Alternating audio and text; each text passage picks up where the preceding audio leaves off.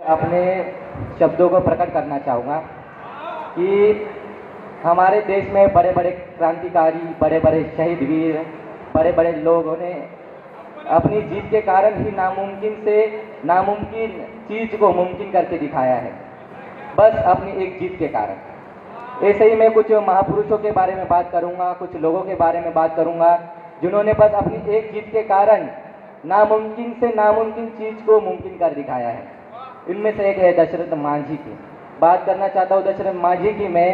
वो जब कुछ समय उनका खराब चल रहा था, उनकी बीवी का, उनकी पत्नी का लीवर फेल हो गया था और जो रास्ता था उन्हें अपने प्राथमिक चिकित्सालय ले जाने का, वो कम से कम 55 किलोमीटर का था। जो पहाड़ उन्होंने सिर्फ अपनी एक जीत के कारण उन्होंने चीर के बता दिया और अपनी बीवी को अस्पताल नहीं ले जा पाए, तो उनमें एक जीत आ गई और उस जीत से उन्होंने 55 किलोमीटर का पहाड़ सिर्फ एक हथौड़ा लेकर चीर के बता दिया, बस अपनी एक जीत के कारण। मैं बात करना चाहता हूँ हमारे देश के वीर भगत सिंह की। जब भगत सिंह की उम्र शादी करने लायक हो गई थी, तब उनके पिताजी ने उन्हें कहा, बेटा तेरी उम्र हो गई है, तेरी शादी करना चाहता हूँ। तो भगत सिंह तुरंत घर से भाग गए और उन्होंने अपने पिता को चिट्ठी लिखी कि पिताजी, मैंने अपना तन मन धन अपनी शादी के लिए नहीं, अपने देश के लिए कुर्बान किया है। बस एक छोटी सी जीत के कारण उन्होंने हमारे देश का नाम रोशन कर दिया। बस एक छोटी सी जीत के कारण उन्होंने हमारे देश के लिए अपने प्राण न्यौछावर कर दिए।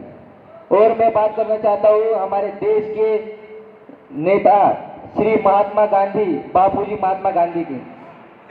कुछ समय की बात है, महात्मा गांधी जी भी हमारी तरह ही बड़े बड़े कॉलेजों में पढ़ते थे, दूसरे देशों में जाया करते थे। और एक समय था जब महात्मा गांधी जी पहली ट्रेन की टिकट लेके पहले सफर करने का फैसला लेते हैं। दक्षिण अफ्रीका में पहली ट्रेन की टिकट मिली थी, जो कि हमारे भारत के महान बापूजी महात्मा गांधी जी ने ली थी।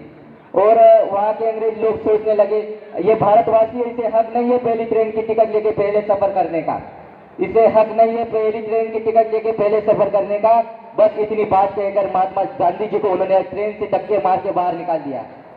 और तुरंत महात्मा गांधी जी ने उन्हें जवाब दिया, जिस तरह तुमने मुझे ट्रेन से बाहर निकाल फेंका, उस तरह मैं तुम्हें पूरे भारत देश से बाहर निकाल फेंकूंगा।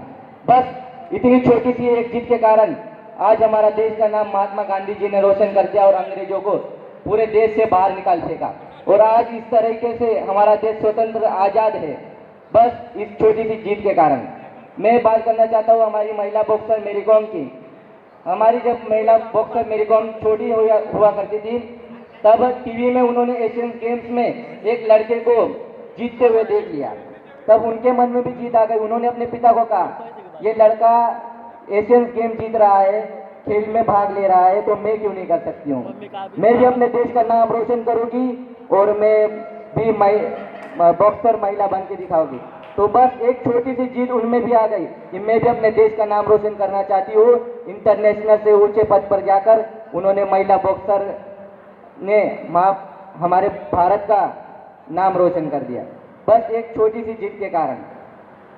आज के ज़माने में बहुत सारे क्रांतिकारी इस वक्त तो नहीं है, लेकिन हमारे देश में कुछ ऐसे महापुरुष हैं जो हमारे देश के लिए अच्छे से अच्छा काम करना चाहते हैं, हमारे देश को आगे बढ़ाना चाहते हैं, हमारे देश की अर्थव्यवस्था को आगे करना चाहते हैं।